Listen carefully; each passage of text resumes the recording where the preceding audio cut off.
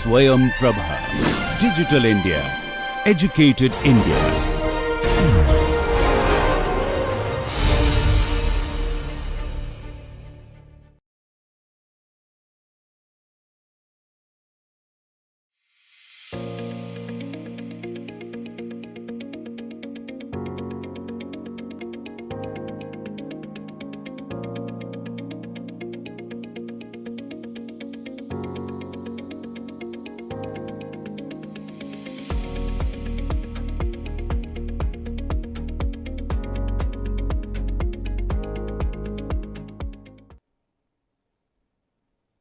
Hello and welcome to lecture 7. So in last week we were discussing about introduction to axial flow compressor. We have discussed about various applications, those are related to aircraft, land based power plant. We have discussed about the industrial applications. Then we were started discussing about the construction of axial flow compressor. Now with this detail we moved forward by using our fundamental equation, that's what is called Euler's equation. We have discussed about various velocity components and what are the uses. Then most importantly we have correlated our diffuser or diffusing section or diffuser, that's what is related with our flow passage within axial flow compressor blades. Okay. Then we have started discussing about this process of compression on TS diagram. We have discussed very important parameter called adiabatic efficiency and polytropic efficiency, and we have realized like adiabatic efficiency, that's what is related with the overall stage of the compressor, and polytropic efficiency, that's what is individual stage. Now all these things what we have learned, that's what will be making the base for us in order to move forward. Now again and again when we will be moving ahead, we will be using Euler's equation, we will be using velocity triangle, and this velocity triangle, that's what is most important thing in order to realize what is happening within your axial flow compressor. Now in order to understand what all are your adiabatic and polytropic efficiency, we have taken one tutorial session and I had given you the assignment part. Just have quickly look for that. So this was the problem. It says my industrial axial flow compressor which delivers the pressure ratio of 7.36. It is proposed that the individual stage they are having different pressures here. So it is 1.6 to 2.3 respectively, and their polytropic efficiencies are 80%, 75% and 79%. So you can realize what numerical we have solved in last session, they are having same pressure ratio and same efficiency, polytropic efficiency. Here in this case we are having polytropic efficiency and pressure ratios to be different. That's what will be giving you some different flavor. So what you need to do is you need to calculate your overall efficiency from the resulting stage, and then it says what need to be your polytropic efficiency of the last stage in order to have your overall efficiency to be 78%. Assuming first two stages are as it is, means their pressure ratio and polytropic efficiencies are same. So I had given you the hint in order to solve the numerical. What it says, in order to solve your first case, we are having our overall pressure ratio. So based on that we can calculate our temperature ratio for individual stage, and we can calculate what will be our efficiency, overall efficiency. Okay, same way second numerical or second case, it says we are given with overall efficiency, we are given with pressure ratio of two stages and their polytropic efficiencies. Now for the same configuration you need to calculate the efficiency of the third stage. Okay, and for that it says you are about to achieve your overall efficiency of 78%. So let's move ahead. Suppose if I consider these all are my given data, so I say pressure ratio is 1.6, my polytropic efficiency of first stage is 0.8, my pressure ratio of second stage is 2, polytropic efficiency is 75%, pressure ratio for the third stage is 2.3, and my polytropic efficiency is 0.79. Now as we discussed, we can calculate what will be our stage temperature ratio for the individual stage using our fundamental equation. So it says these are my temperature ratios for stage 1, stage 2 and stage 3. Based on that, we can calculate our overall temperature ratio for all the 3 stages. We know what is our total pressure ratio for all the 3 stages, and based on that, if I will be putting, I can calculate my overall efficiency including all the stages. So that's what is nothing but in sense of overall pressure ratio and overall temperature ratio. So if I am putting these numbers, it says my overall efficiency, that's what is coming, 76.40%. So this is what is giving you idea like what all will be the impact of different pressure ratio and different polytropic efficiencies. Very interesting case, that's what is with say case 2. For that case, what is given, say we are given all these numbers, pressure ratio for stage 3, that's what is given to us, that's what is say 2.3. Now what we know, my overall pressure ratio, that's what is remain same, it is 7.36. So based on that, I can calculate what is my overall temperature ratio.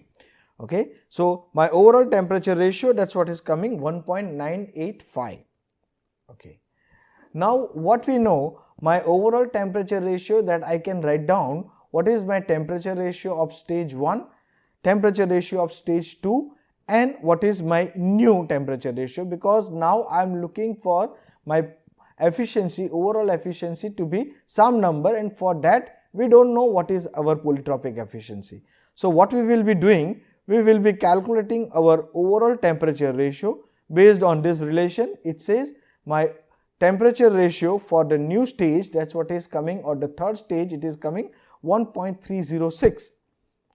Now if we know this temperature ratio, now I can calculate, I can use my relation for isentropic efficiency, that's what is in sense of my pressure ratio and my temperature ratio. If I will be putting this number, it says my efficiency, it is coming 87.80. Now you can understand, when we are looking for our efficiency to be on higher side, say when we are looking for our efficiency to be increased from 76.8 to 78%, one of the possibility for us to increase the polytropic efficiency, and that's the reason why when we are doing our design, we are taking care of efficiency of individual stage. Okay, that's what we say, we are taking care of our polytropic efficiency. And again, let me repeat, say what I was discussing, whenever you are having conversation with the salesperson, or say maybe those who are supplying you say compressor or maybe your engine, when they are claiming some numbers in sense of efficiency, be careful, as and when required, just inquire and check with whether they are talking of overall efficiency of the compressor or polytropic efficiency of the compressor. So when we will move ahead with our design part, that time we will be taking care of polytropic efficiencies. So all stages, let's say like for your engine, you will be having your fan, suppose high bypass ratio engine or low bypass ratio engine. For that you will be having your fan, you will be having your LP spool, you will be having say HP spool, that means LP compressor, HP compressor, maybe if it is a 3 spool configuration, you will be having intermediate pressure compressor. And for all of them, these polytropic efficiencies we need to assume, and there is a systematic way to use these numbers. So we will be discussing in detail how we will be deciding these numbers. So with this, let's move ahead. Say this is what is representing, this is what all we have discussed in sense of our velocity triangle for axial flow compressor. And it says like this is what is say my stator, I will be having my rotor. Okay, and if I will be taking my mid section, I will put my station, say station 1, station 2 and station 3. That's what is representing my condition at stator inlet, stator exit, rotor and entry and say rotor exit. Okay, now like we have discussed, we will be having 3 components. That's what is say one, we say it is my axial component, that's what is in the direction of my flow, that's what is responsible for my fluid to flow through. So, like when I say I am writing my mass flow rate, I used to say my mass flow rate is given by density into area into my axial velocity. Next component, that's what we say, it is my tangential component, and we have realized using our Euler's equation, this tangential component, that's what is responsible for doing your compression work. We are working on our working fluid. Okay, we are having third component, that's what is say perpendicular to this, that's what is representing my radial direction. That means that's what is along my span. Okay, then we have realized how my flow, that's what will be coming out from my stator. Okay, how I will be having my whirl component at the entry of my rotor, what will be my whirl component at the exit of my rotor. Then we have realized in order to have your work done or the pressurized requirement to be higher, we need to go with increase of our whirl component at the exit of my rotor. Okay, so this is what all we were discussing. Then we were discussing about the change in velocity component. So here if you look at, this is what is representing my relative velocity component. If you look at the entry of my rotor, my relative velocity component, that's what is higher. At the exit of my rotor, my relative velocity component, that's what is coming to be lower. Okay, so when we say axial flow compressor or say any compression device, for that compressor device, your relative velocity through the rotor, that will be decreasing. That's what is representing the diffusion work, that's what has happened. Okay, now if you consider say your component of absolute velocity, say at the entry of my rotor, my absolute velocity component, and my exit of my rotor, say absolute velocity component, it is clearly been seen like my absolute velocity at the exit of my rotor will be higher compared to my entry case. Okay, so this is what all will be giving us idea about what all are the velocity components for axial flow compressor. So let me repeat again, we are having our axial flow component, that's what is the axial velocity, which is responsible for my fluid to flow. I am having my absolute velocity component with which my flow that will be entering inside the stator. I will be having my relative velocity component, that's what will be entering to my rotor and will be coming out at the exit. That's what we say relative reference frame components. We are having say whirl component, that's what is responsible for your tangential force and that's what is responsible for your work done. Okay, so now we are clear with this. One more parameter, that's what is your peripheral speed. That is nothing but my rotational speed is correlated with that. We will see today what is the use of this peripheral speed.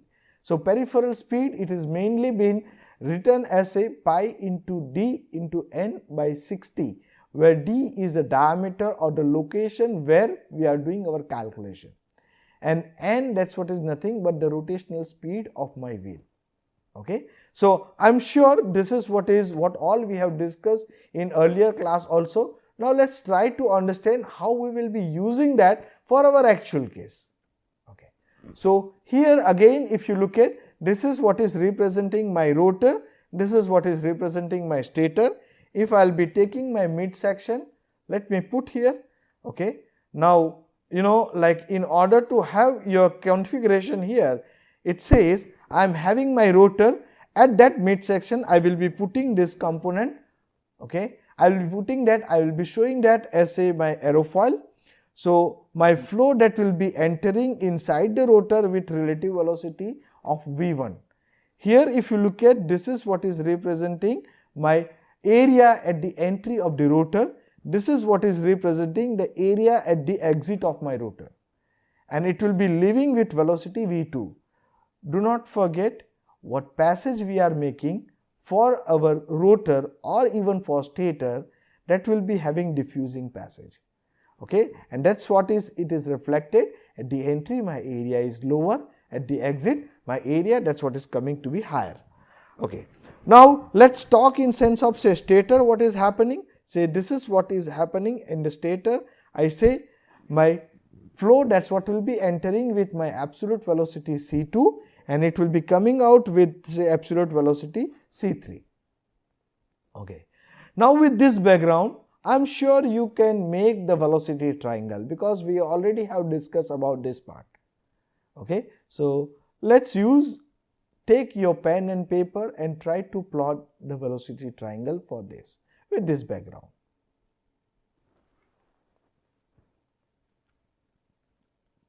Okay, now let me put this aerofoil. This aerofoil, that's what is representing my rotor, and this is what is, say we are having rotational direction, and as we have discussed, our rotational direction, that's what will be mainly from, if you consider it is from my suction side to the pressure side. Okay, now like this is what is. Now if we consider, say my flow, that's what is entering in axial direction, means my entry it is axial. If that's what is your case, you can say this is what is representing my axial entry, and I am having my absolute velocity, that's what is to be same as my axial velocity. Now what we know, this is what is my rotational direction. So if I will be putting, that's what is representing my peripheral speed u. This is what is at the mid section, that's the reason I have written that as a m. Okay. Now as per our velocity triangle law, what all we have discussed, I will be joining that with, say, relative velocity component. Okay, and this angle, now what I am putting, let me put this angle as a beta. Now this beta angle, that's what is defined as a relative air angle. Sometimes people used to say this as a blade angle. Okay, sometimes they used to say relative blade angle. So do not get confused with this part. So the component of my angle for rotor, that's what we are representing using beta. That's what is a function, that's what is correlating your relative velocity component. Okay. Now at the exit, what will happen? My flow that will be coming out with relative velocity v2. Okay. I know what is my rotational speed u. So I will be putting that as a rotational speed. Okay. And if I will be joining that, that's what will be giving me my absolute velocity component. Now let me show you here. If you look at, I'll be putting my angle. So careful when we are talking about this axial flow machine, we are measuring angle with reference to axial direction. Okay, do not get confused. Universally people, they are measuring these angles in reference with the axial direction. Okay, so these angles what we are measuring, as we discussed for relative velocity component, that's what is I am representing as beta 2. It is nothing but my blade outlet angle or relative blade angle at the outlet. This is what is representing my absolute angle at the exit. Okay, now what happens? This flow velocity, that's what is say c2, with that velocity my flow that will be entering inside my stator. Okay, so let me put this as a stator. Okay, now at the same way at the exit I will be putting my angle, that's what is alpha 1 equal to alpha 3. Let me put it here in way, say we are assuming our axial velocity to be constant throughout the stage. Okay, for multi-stage also we are assuming our axial velocity to be constant. At this moment, this is what is my assumption. As we go ahead, I will say my axial velocity will not remain constant. But in order to simplify our problem, we are initially assuming our axial velocity to be constant. So you can see here this axial velocity and this axial velocity, their magnitudes are same. Now let me put here, this is what is my CW2 component, that is nothing but my whirl component. Okay, that's the component, it is component of my absolute velocity. And as we have discussed, this is what is responsible for your compression work to be done. Okay, so this is what is very important. If you recall, when I was discussing about the TS diagram, that time I was talking to you, say when people they are doing design at the entry absolute velocity and the exit of my stage absolute velocity, that's what they are assuming to be constant, or they are assuming to be same. This is what is for ease of making and ease of designing the components or the stages. Okay, so when we are designing multi-stage axial flow compressor, that time in order to make repetitive stages, designers they are preferring to have this absolute velocity at the entry of the stage and absolute velocity at the exit of stage. That's what is to be same. So it says my alpha 3 and alpha 1 they are same. It says my absolute velocity C3 and C1 they both will be same. Okay. Now suppose if I consider I will try to enter my flow not axially, let my flow to enter at some angle. So that's what we are doing. Suppose if I consider my flow, that's what is entering at some angle alpha 1. We are measuring, again I am repeating, we are measuring our angle with reference to axial direction. So this is what is representing my absolute flow angle at the entry. If that's what is your case, my peripheral speed, suppose if I am taking to be same. Okay, under that case I will be having my relative velocity component, that's what is coming V1 dash. Now if you compare these two relative velocities, you will realize at the entry my relative velocity, that's what is going to be lower. Okay, now here in this case the angle what we are measuring with axial direction, that's what we are writing as beta 1 dash. That is also my blade angle, or you can say airflow angle, or relative blade angle, or relative air angle. Okay, so you can see if I am using my flow to be entered at say not in axial direction, it will be entering at some angle, my beta 1 angle, that's what is going to be reduced. My relative velocity component, that's what is going to be reduced. Okay, and in order to achieve that part, we need to incorporate a component in this stage. Okay, so let me introduce that component. This is what is defined as say inlet guide vane. Okay, so what it will be doing here, if you look at my flow that will be entering at some angle alpha 1, that's what is contributing some swirl component. Okay, so here I'll be having entry swirl component as CW1. Okay, so when I'm incorporating this my flow to be enter in the stage at some angle, basically I am reducing my relative velocity and I am introducing my swirl component. Okay, so we will be discussing all this in detail very soon, why we are incorporating inlet guide vane. If you recall, in introduction session I was talking saying like on both the sides of Pacific, people they are having different thought process for incorporating the inlet guide vanes. Some of them they say it is of no use, some of them they are preferring to use the inlet guide vane. Okay, so we will be discussing all this in detail. Okay, so now you can understand this is what is representing my velocity triangle at mid section. Okay, now what we realize, say my rotor, stator, my inlet guide vane, all these components they are made up of number of stations. So I will be dividing my span, this is what is called span or the height of the blade, I will be dividing into number of stations. Now let's see what is the use of that. Okay. Now here if you look at, this is what is representing my mid section. Okay, and as I told, we are making this in number of stages. So let me put this as a, this is what is my tip section. Okay, let me put it here. Say at tip section what is happening, you can see my radius. Okay, my radius, that's what is going to increase when I am moving towards the tip. What is the meaning of that? We know our peripheral speed we are writing as pi into d into n by 60.